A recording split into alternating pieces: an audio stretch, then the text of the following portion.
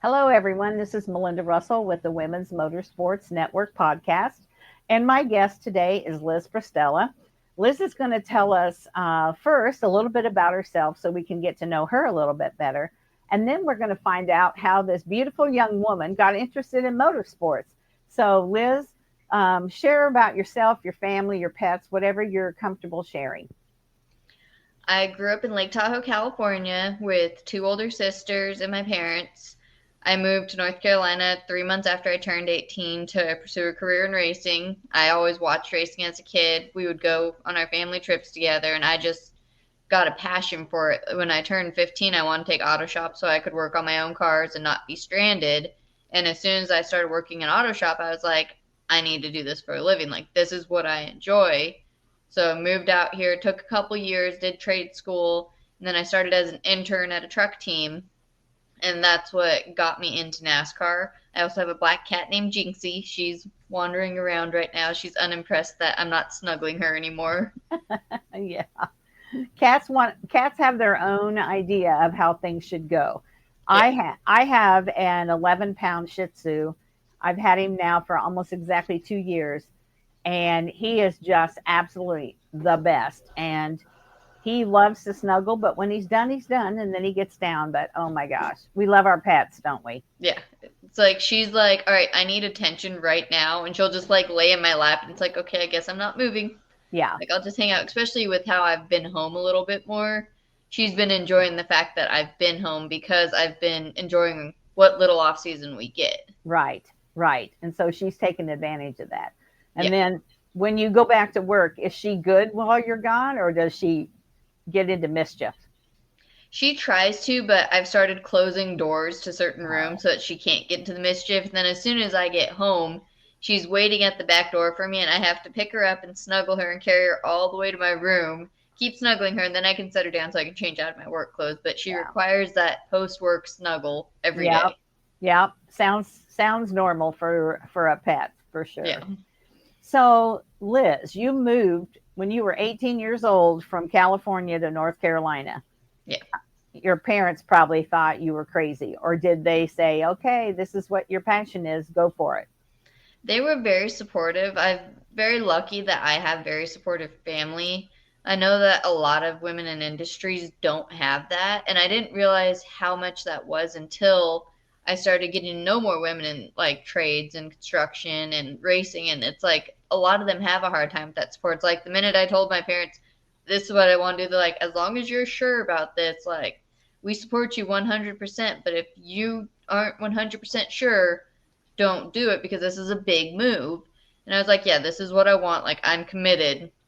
So, like, 6 months before I started to move, like, we had discussed it a year prior. So, we were building up to it when I was 16, 17. I was like, this is what I'm going to do.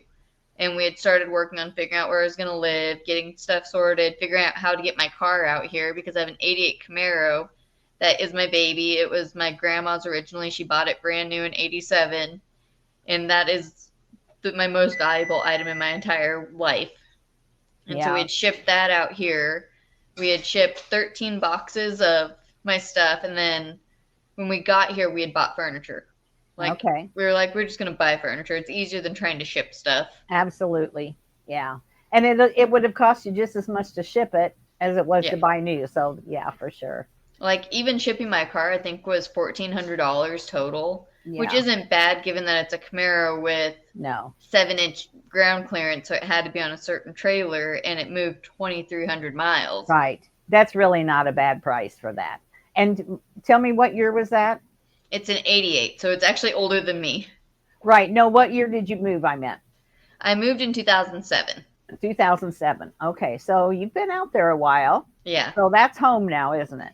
Yes, I bought my townhouse in 2017, and I have no intention of selling it, especially with the market right now. Mm-hmm. It's like I know I can't get what I currently have if I sold my townhouse. Oh, I'd no. like a bigger garage, but everyone wants a bigger garage. Yeah, for sure. And you'll just fill it up if you get it. So Yeah.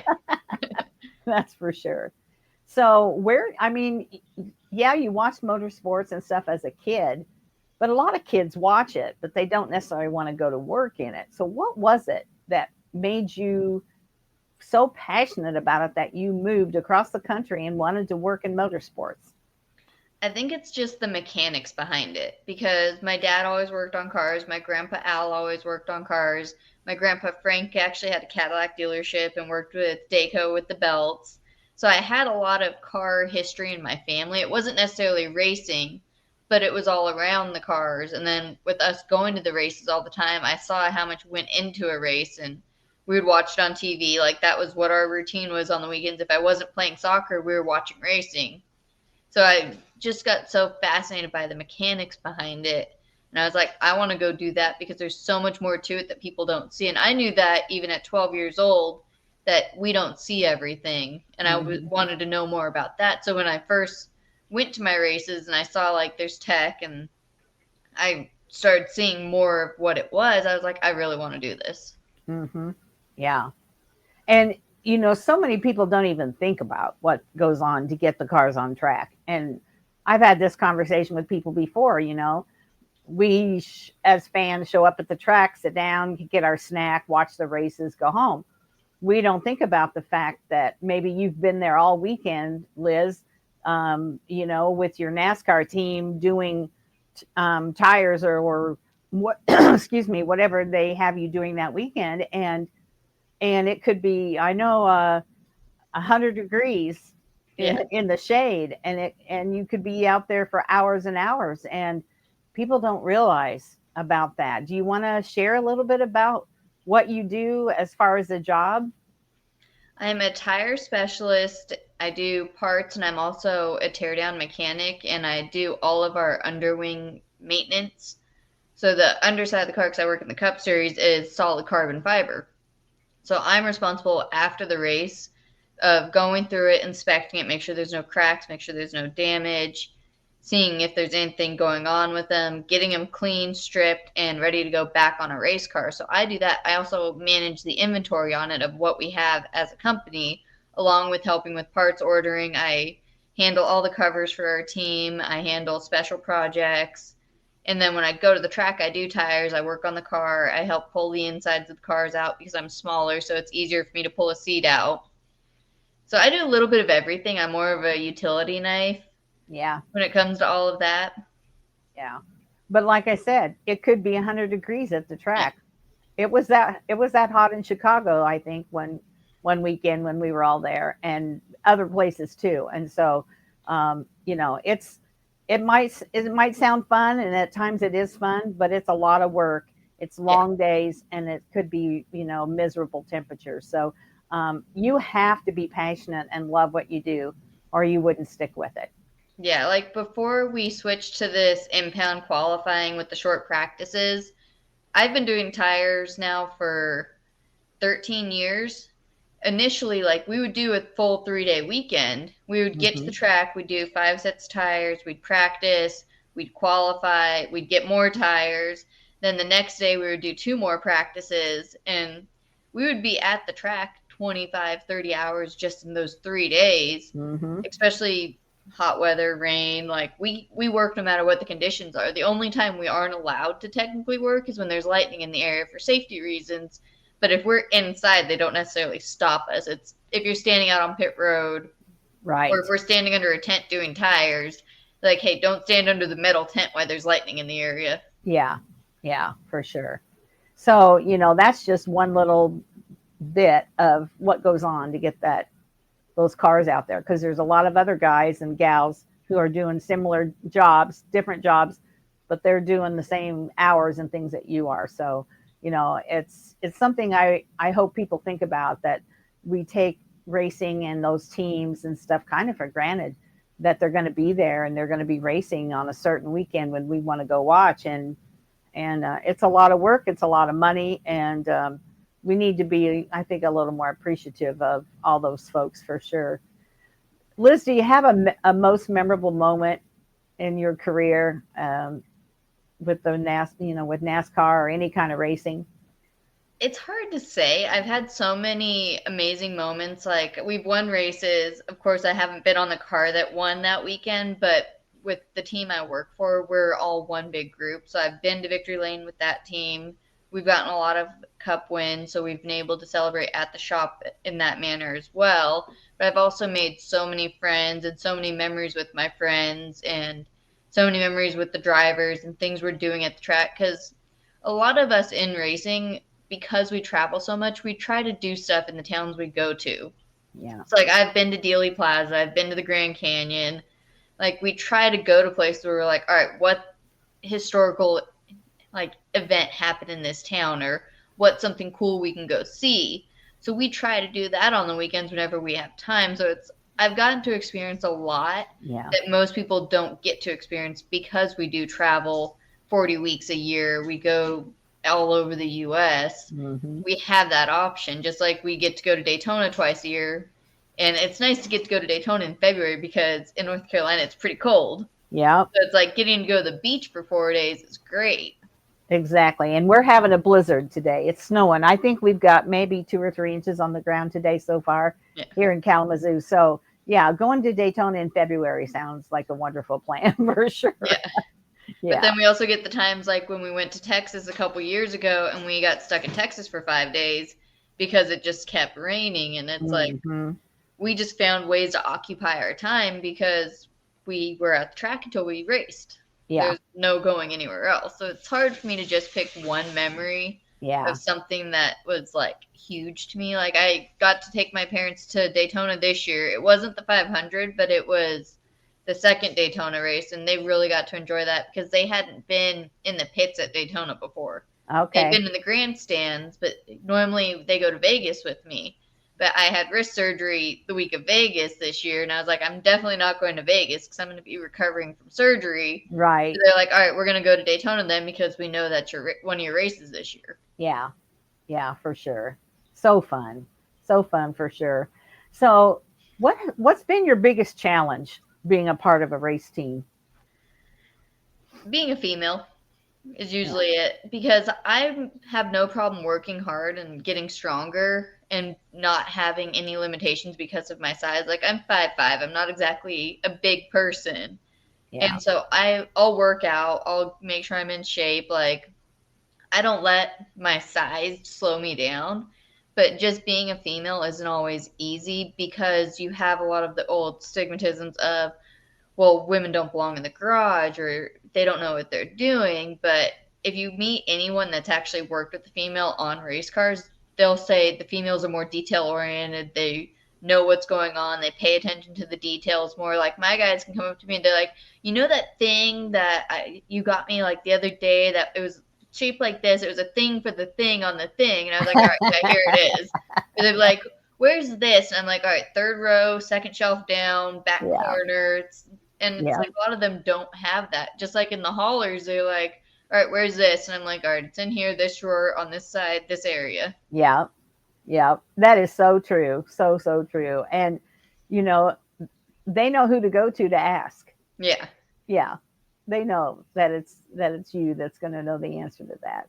Like even when I'm on vacation, I'll be like, I'm not even going to be in the country, so just email me what you need. And they'll still call me and be like, where's this? It's like, Uh-huh. all right, here it is. Yeah. Like That's walk funny. in this room, turn just a little bit, look down. Oh, I found it. Yeah. That's so fun. So, what's your favorite part of the whole motorsports? Besides the actually getting to work on the race cars, is getting to see the young fans and seeing the little girls and getting to show them that anything's possible. Like I had one girl, this was years ago at Pocono. She was too intimidated to come talk to me, but her dad came up to talk to me when I was working on the tires. And she finally opened up and I let her help me mark the tires. And I was showing her what I was doing, explaining it to her. And her dad actually ended up emailing the company I was working for at the time after the weekend. And she said that that was like one of the highlights of her weekend because she didn't know the girls could do everything too. Mm-hmm. Yeah. I can remember, Liz, when I first met you and TK was with us. Yeah. TK was probably 9 or 10 years old, and you let all of us go with you, but we pushed the tool cart, the tool chest out onto pit road, and you let TK help. And, that's all she could talk about, was being able to do those things with you. And so you think it's your job, it's just what you do. But when you think about all these people who look up to you for whatever reason, or just are tickled to death that they got a little bit of your time and you showed them some things, that it does mean a lot to people. Yeah. And everybody doesn't remember that, but I know that you do. And that's what kind of sets you apart, I know, from a lot of the other people. Even my nieces, if they see anything like race car related, they're like, "It's Auntie Boo. Where's Auntie Boo?" Or like Yeah. my one niece, she learned how to FaceTime me, and when she would FaceTime me, if she saw I was in my track shirt, she'd be like, "Where's the race car at? I Uh-huh. need to see the race car right now." Just because she knew what shirt I had on meant I was at a racetrack. Yeah. Isn't that cute? Have It's they like, been have they been to the track where you've been working or not? not yet. They live in Seattle, so it's Oh, really okay. hard for them to get to anything. Sonoma is really the closest race that I would work, but Yeah. that's still a pretty big haul for a 7-year-old and a 4-year-old. Yeah, that is a long trip for sure. Well, they'll get there one of these days for sure. Yeah, Yeah. at least they get to watch it on TV, and they know, like, when they see me in my work clothes, they're like, "All right, go show me the race cars." Yeah. Yeah. Well, and they know what team you work for, and so they can keep their eye on Yeah. because every so often we do get to see you, when they show the car pitting or whatever, and so that's always good. I always look for people that I know. It's kind of fun to do that. My mom will So, always send me a text message with, like, a screenshot, and she'll be like, "I see you," because I always have my hair in, like, braided space buns on uh-huh. race day, and she's like, "I saw your buns." Yeah. Hopefully your hair buns and not your other Yeah. buns. So, Liz, I think I know the answer to this, but what would you tell somebody who asks you if motorsports is a good sport for a woman to be involved in? I think it's a great sport as long as you're not easily offended, Yeah. because it is a guy's sport. Like, you are going to work with a bunch of guys, but from what I've learned is a lot of these guys are a little more sensitive than females. They get Mm. their feelings hurt a lot easier. But as long as you can handle it and you aren't going to get upset constantly, like, it's great for females Yeah. because you're empowered, you have the independence. Like, I've got some friends that they'll call me, they're like, "I don't know what to do. They said I need wiper blades for my car." I'm like, "Well, are they ripped?" "No, but I don't know what that means." I'm like, "Well, that's the thing. Like, I can go anywhere, and it's like, if I have a noise in my car, I'll climb into the car and look at it." Right. And that's something that I think all females should have, is that empowerment and independence of, if I've got a problem, I fix it myself. Yeah. Yeah. And like I said, the independence of that, of not Yeah. having to depend on a guy or a dad or anybody to help, you can kind of take care of things yourself. So that's great. Yeah. I'm sometimes overly independent if you ask certain people. Like, I'll Yeah. be like, "I'll just do it myself." Yeah. I mean, people that are that personality, like I don't really ask for a lot of help with things. Now, if it's something I know is way out of my knowledge, that's a different story. But as a rule, I try to just take care of myself, and I Yeah. take care of my husband too. So that's how that goes. So, what's your goal for, you love what you do, or you wouldn't still be there after 13 years, but do you have a goal of doing something else, or is this where you're happy, or what have you thought about? Like, I'd love for my clothing line to grow where I can just do that, but I'll still always work in racing because I enjoy it so much. Yeah. It's like, I really want that championship. Like, we got close. We got the regular No. season championship, but I really want that championship. But Yeah. I'd love to be able to have the company bigger where I can reach more females and I can do stuff. And Yeah. later, I will tell you about another company that I think you'll love that travels around and supplies workwear for women. Okay. All So right. I'll tell you about that one afterwards. Okay. So, how do you feel like, because of you're a woman and you're a tire specialist, and there are not very many women that do that? How do you feel you maybe have made an impact on the motorsports industry? I think I've shown a lot of females that anything's possible. Like, obviously, I'm not a big person. The tires used to weigh 65 pounds. Now they're about 42, so they're not as bad. Hmm. But the fact that I can do it means that anyone can. Like, Yeah. you shouldn't feel restricted because of your size or your gender. Like, you can do anything you want. If Right. you work hard enough, like nothing's going to stop you. Yeah. And, I saw you sling those 60-pound tires and you just did it like it was nothing. And so it's what your body gets used to. It's what you've trained it to do. Yeah. And so you can't discount that, oh, I only weigh 140 pounds, Well, yeah, but you can use whatever muscle you've got to do that. And I saw you do it. So I know that it's possible. And I think the fact that people like that little girl, she saw a woman doing a job that she had no idea a woman could do. And it just encourages other girls to think outside the box. I talk to so many girls who want to be the next NASCAR Cup driver. That's great. I want you to be the next NASCAR Cup driver. But we know that that's really hard to achieve. What if that doesn't work out? What else do you like to do? She could be doing something like you and be a part of a very successful team and be just as happy. And so I love that, we can share stories of women who are involved in motorsports, but not necessarily the driver. Yeah, I don't have the living on the edge desire, so driving for me is not appealing. Like I'd rather just work on it, make it go fast.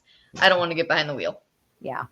Yeah, that's good. We need everybody to do their part. So, did you ever feel like you didn't fit in when you first got there or any time during these years? Did you ever feel like, what am I doing here? I really don't belong. Or were you treated like you didn't belong? Or have they pretty much accepted you? For the most part, they've accepted me as a mechanic, but there's times that I don't fit in because I'm a little weird, I'm unique, like I'm not white picket fence, like straight and narrow. I am who I am. I love Halloween. I have tattoos, like I'm into creepy cemeteries and Yeah. I'm not afraid to express that. There's a lot of people that they grew up in such a strict upbringing that like they don't really express their passions in life. Like I have a cheetah print toolbox and Yeah. I have no problem with my cheetah print toolbox. And some people have always thought that like sometimes it's too much for them because they were raised to be so straight and narrow that they're like, you're a little too weird for us. But beyond that, most people have been fine with me. Like they just accept my weird and they Yeah. accept that I just say what I'm thinking and I don't sugarcoat stuff. But there's always been one here or there that they think I'm weird and I'm like, all right, you do you, I do me. Like Right. we can still work together. You don't have to be my best friend. Exactly. Exactly. And Liz, I've known you for, let's see, I want to say since 2018. So Maybe I've 17. maybe 17. And so I've known you long enough to know, and I've hung out with you enough to know that you're not weird at all. Yeah. I Not just didn't not at all. express who I am and Yeah. not everyone does that. Yeah, that's true. And that's all about confidence too. Yeah. It's like take me or leave me, but this is who I am. So yeah. It's like if I know that they don't like the weird, I keep it to a minimum around them. Yeah. But it's like I just won't go out and be like, "Hey, look, there's a cemetery over there." If I know that they think that's weird. Yeah. Yeah. Well, I love you. I've known you for a while. I feel like you're a very close friend, and I want you to stay being who you are because that's the person I got to know, and that's the person I love for sure. Now, social media, how do you use that, or do you use it as far as what you do, in racing? I use it mostly with my clothing line because I'm not great at social media. And so, like, on my personal one, you see a lot of pictures of my cat. You see trips I do. You see sewing projects. But I don't post a whole lot of personal stuff except for on Facebook. But Facebook, I keep for just my close friends. And Yeah. that's where I'll post pictures of my nieces and trips that I'm on.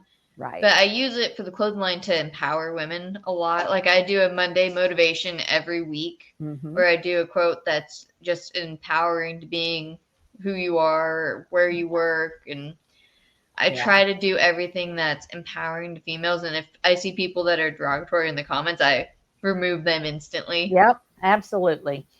So let's talk. Do you want to talk, or can we talk about your clothing line and how did that all come about? My clothing line is TORQ'D Clothing. We make work pants for women in sizes 0 to 30.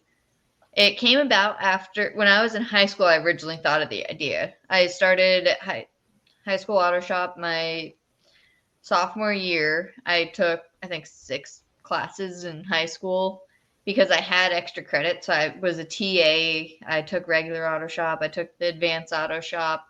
And just in that class, I had a hard time finding coveralls that fit me because in high school we would have coveralls so that if we worked on the cars, we didn't mess up our clothes that we were wearing for school. And it was so hard for me. And I grew up with a sewing background. My grandma taught me to sew when I was 12. And so I've always known how to sew, design quilts. I've made teddy bears, pillows. I made a quilt for you a couple years ago. Yeah, you did. Very, very special quilt, I will say.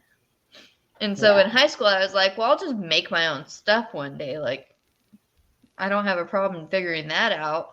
And then as I started working in trades more, I had a hard time finding pants that fit, or I'd go get Dickies brand and the back pockets would rip out of them in one shift. And I'm like, well, this is a waste of money.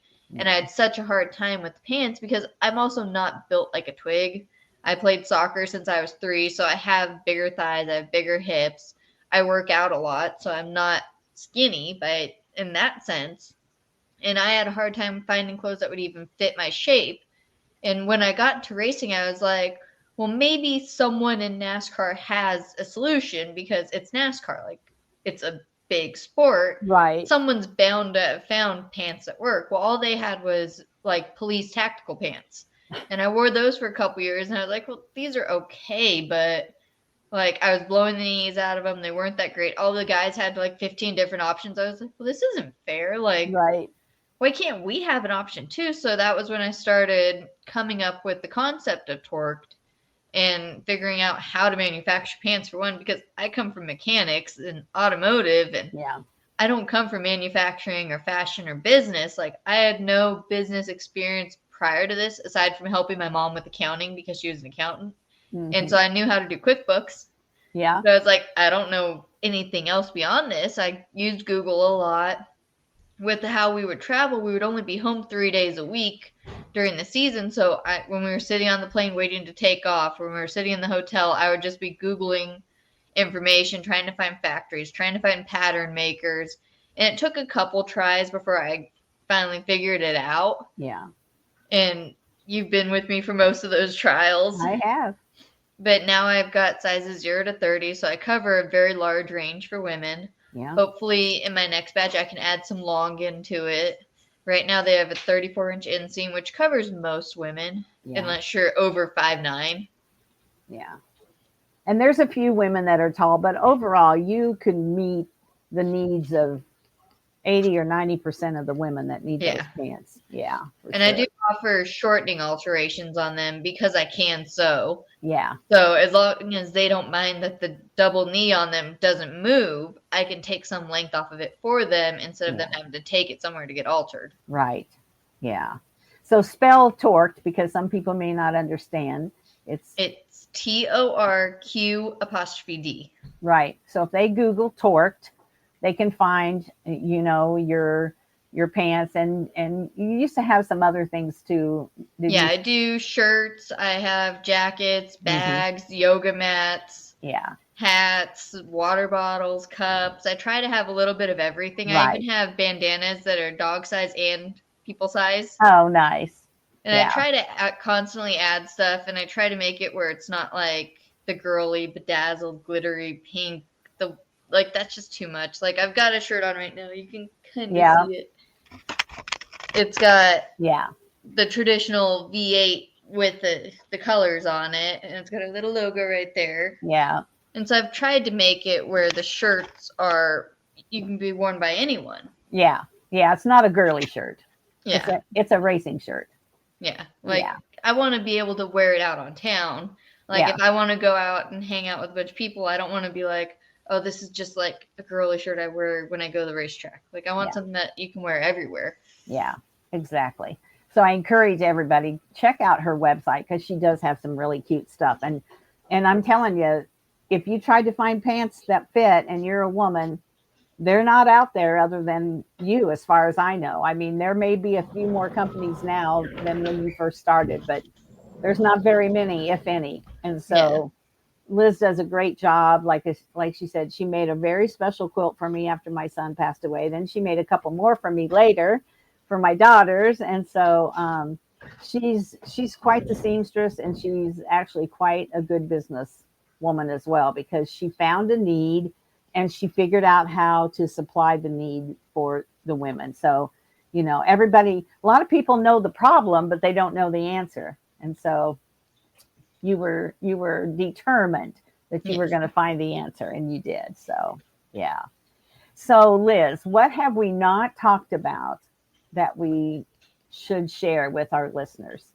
I feel like it's kind of hard because I know you, and so Yeah. it's hard for me to think about all the questions. Maybe what else should we talk about? Anything else you want to share? There's so much. Like, I want women to know that, like, they can do everything. They don't have to lose their femininity to work in trades. Like, I see that a lot in, like, some of the groups I'm on social media, that they're like, well, I just stopped wearing makeup and I stopped doing my hair because I want to fit in better. But then they lose a part of themselves. It's like, I'm not good with makeup. I'm horrible with it, but I do eyeliner. That's like my thing that makes me feel feminine. And Mm-hmm. that's pretty much all I know how to do. And like, I'll French braid my hair, even though I keep my hair up all the time when I'm at work. At least I can French braid it. It makes me feel a little bit more feminine. But then, like, when we go do team events and I'm dressed normal, guys are like, it took me a minute to figure out who you were. Uh-huh. It's like, Yeah. you don't have to lose who you are to try and fit in. They're going to like you or they're not. Like, Yeah. trying to change yourself isn't going to make them like you anymore. Well, and guys don't do that. So why No. should you? You Yeah, it's know? like either they want me for me or they don't want me at all. Yeah. Yeah, absolutely. That's so true. And that's true in life. Be who you are. Don't try to turn yourself into something you're not, because you're not going to be happy, and eventually you're going to quit doing that because it's just Yeah. too hard. Yeah, for sure. And Yeah. you can't let like what people say get to you, because from what all the experiences I've had, the bullies will tear you down because you intimidate them. And Mhm. they don't know how to feel about being intimidated by a female. Yeah. And it's like every single person that's ever bullied me, it's because I intimidate them or I'm a threat to them. And they think, well, if I can run her off, then she's not going to take my job. Yeah. Yeah. So, you got to have thick skin, and I think that's, true in all sports really, but racing especially, because we don't win more than we lose typically. We lose more races than we win. We have hard days, there's things that, we make mistakes and all that. And every little thing, if somebody feels intimidated, every little thing they're going to point out and try to Yeah. make it hard for you. And if you're just like, hey, guess what? I'm doing the best I can. This is who I am. And you just have to stand up to them, regardless if they are male or female, because you could run across some females that could be just as intimidated by you, if not more so. Yeah, like I get that a lot. Like I have a lot of guy friends because obviously my world is cars and girls don't Yeah, always understand it. right. And I'll have some bullies, they'll be like, well, you talk to so many guys. I'm like, so? Like, Yeah, have you ever had a conversation with some females? Like, they want to talk about makeup and shopping and catty stuff. It's like, I'll live for the drama. Like, I love hearing drama stories because I don't have a lot of drama in my life. It's like, yeah, the rest of that I don't need. Like, I'm not going to go spend 8 hours at a mall. I'm not concerned about what the latest fashion trends are. yeah, It's like, tell me what the latest car trends are. Like, are right. hot rods coming back in the Yeah. season, or is it going back to the Euro stuff? Like, Or that's what what's I'm the more what's the excited new about. hot color for all the car companies this year, or any of Yeah. that kind of stuff. Yeah, yeah, for sure. And you know what?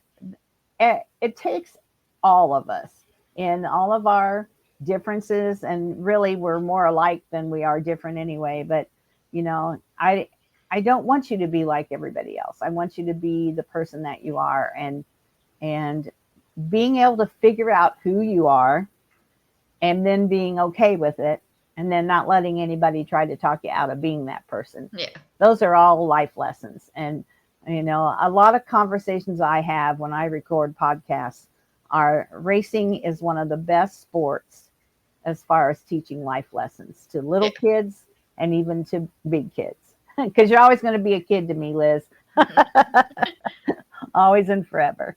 So, Well, I don't have any other questions for you. I just want you to know how happy I am that you scheduled to be on the podcast. I haven't talked to you for a while and I've missed you, and it's so good to see that smile across the StreamYard platform here. And I know I'll see you somewhere at the races this summer because I'm hoping to hit quite a few of them, and I'll try to make sure I'm at least at one that you're working at, because you don't go to every one. You go to 15 or 20 of them. Yeah, I do about half a season, and then I'm a backup if someone gets hurt, someone gets sick, because I don't have kids at home. Yeah. So I'm a little bit more flexible where if something happens on Wednesday and I need to get on a plane on Thursday, it's not the end of the world. Right. Right. It's Yeah. more, what am I going to miss at the shop that I need to handle before I go to the track? Yeah. Then, oh, let me get my house in order, because it's, all right, let me leave extra food out for the cat. Like, Yeah. she's good. Yeah.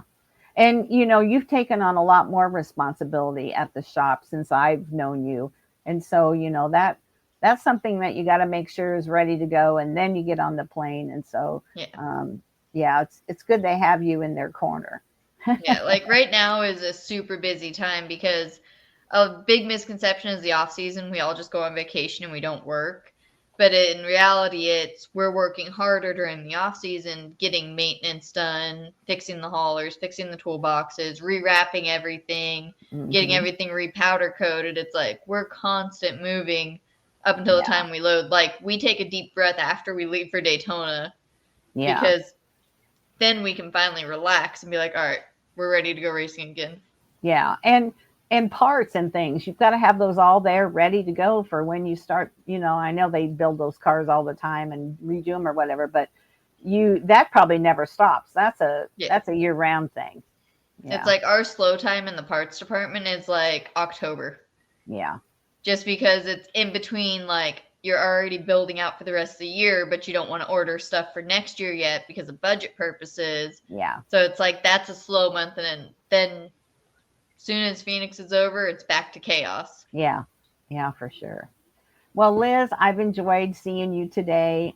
Do you have anything else that you want to share before we close out? Not that I can think of. Okay. All right. Well, everybody out there, watch for Liz if you're at a NASCAR race. And for sure, go find her TORQ'D Clothing Company. It's TORQ''D. And check out the pants that she has, because I've seen them in person and they're high quality and they're just perfect for women in motorsports. So we're gonna push those pants, Liz, because you know, you don't know what you need if you've not seen it. And once you see those, you're like, oh yeah, that's what I need. And so check those out for sure. And then it's 2025. Here we go. It's probably, I want to say, is it about 45 days till Daytona? Somewhere in that range. I've stopped counting because we have Bowman Gray before it. Oh, that's right. I forgot about Bowman Gray. So yeah. Like so before we even unloaded from Phoenix, one of our guys put the Daytona countdown up on the screens around the shop, and we're like, we haven't even got the cars out of the hauler yet, dude. Like we don't want to see the countdown to Daytona before we've even unloaded for Phoenix. Yeah, let's take a breath for sure. Yeah, I forgot about Bowman Gray. That's going to be fun. It'll be interesting because of the size of the track. Tech is actually being done at Charlotte Motor Speedway. Okay. And then the cars are being brought up to Bowman Gray because they don't have the room for the Hawkeye and the whole setup that's required on the Cup side. So it's like they have to tech at a separate place, but it's only an hour or so apart. So it's not like it's super far away. Right.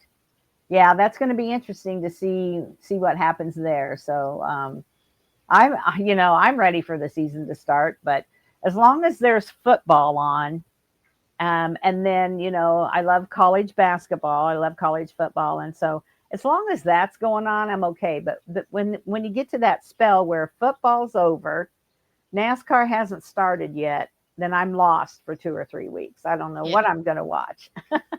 I default to the Cooking Network and Food Channel. It's like that's my default because they always have like baking championships on and some kind of cooking competition. So it's like if I can't find anything else on, I just put it on that channel. Yeah, that's a good channel for sure. Yeah. Well, Liz, I hope you have a great 2025. It was so good to see you today and to talk to you again. And I will make it a purpose of mine to get to a race that you're working at so we can hang out together. Yes. All right. Thank you. Mhm.